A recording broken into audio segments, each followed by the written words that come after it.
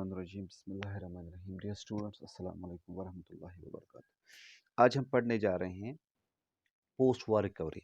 आपको याद होगा जो हमारा प्रीवियस लेक्चर था उसमें हमने पढ़ा था इंटर वॉर इकोनॉमी और वॉर टाइम ट्रांसफॉर्मेशन। मैंने आपको बताई थी।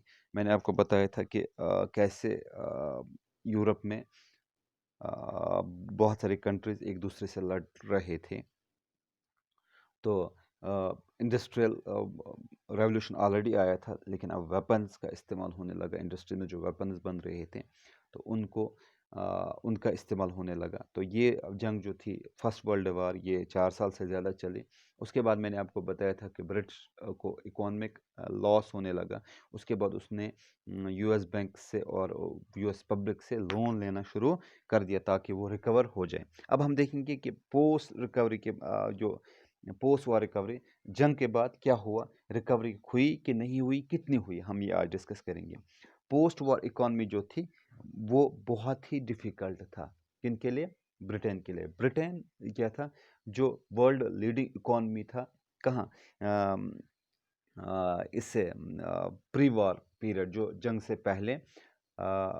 अब उसने क्या किया, उसको बहुत सारी जो प्रॉब्लम्स फेस करने, ब्रिटेन फेस्ड प्रोलॉन्गड क्राइसिस। उसको बहुत सारे जो क्राइसिस उसको बहुत सारी फेस करनी पड़ी। तो इंडस्ट्रीज जो थे, जो इसके पास, ब्रिटेन के पास जूरिंग वार पीरियड, वो वहाँ पे जंग के साथ वो बिजी रहे। लेकिन उसके बाद क्या हुआ, आफ्टर जो जूरिंग वार पीरियड, उसमें क्या हुआ, इंडिया और जापान में इंडस्ट्रीज डेवलप होने लगी। तो इसको ब्रिटेन को मुश्किल हो गया। After the war Britain found it difficult to recapture its earlier position of dominance. जो डोमिनेंस थी पहले इंडिया में, इंडियन मार्केट्स में, और जो ब्रिटिश इंटरनेशनली compete कर रहा था बाकी इंडस्ट्रीज़ के साथ या बाकी कंट्रीज़ के साथ। तो जापान ने बहुत ही बढ़ाया था अपना मार्केट। तो उसके बाद उसके साथ वो compete नहीं कर पाए। तो दैट मीन्स इंडस्ट्रियल लॉस भी हो गया। जो मार्केट लॉस जो था ब्रिटिश को, वो फेस करना पड़ा। कब? जंग के बाद। और इसके साथ साथ क्या हुआ, ये जो ब्रिटेन को जो फाइनेंस जो हुआ था, उसने यूएस से लिया था, लोन लिया था। तो उससे इनका बहुत ज़्यादा बर्डन बढ़ गया। तो क्योंकि एक्सटर्नल डेबिट्स अब ज़्यादा हो गए थे, किसको? ब्रिटेन को ज़्यादा एक्सटर्नल डेबिट्स हो गए थे।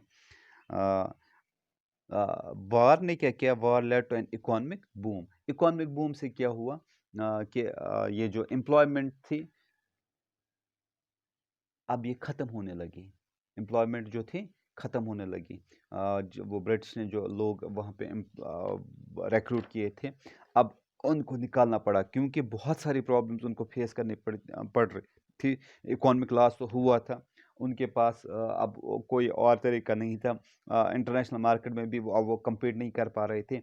They were not in a position to capture their dominance in Indian markets. तो इससे क्या हुआ, जो इन्होंने रिक्रूट किए थे, कौन? एम्प्लॉयज, उनको निकालना पड़ा। आस्ते आस्ते से उनको भी निकालना पड़ा। तो इससे क्या हुआ, तो इससे बहुत सारा नुकसान ब्रिटिश को उठाना पड़ा। और साथ साथ में क्या हुआ, जो agriculture economies were also in crisis. जो एग्रीकल्चर इकोनॉमीज थी उस पे भी वहाँ पे उनको नुकसान हुआ। क्या? क्योंकि वो जो वीट प्रोडक्ट वहाँ पे होती थी, तो यूरोप में जो वीट प्रोडक्शन जो होती थी वो भी ज्यूरिंग वार पीरियड बंद हो गई। और इसके साथ साथ जो कंट्रीज वार में इन्वॉल्व थे, उनको छोड़ के जो कुछ कंट्रीज थे जैसे like Canada, America and Australia, इन्होंने क्या किया, इन्होंने वीट मार्केट को बढ़ाया और वहाँ पे ड्रामेटिकल चेंज आ गई।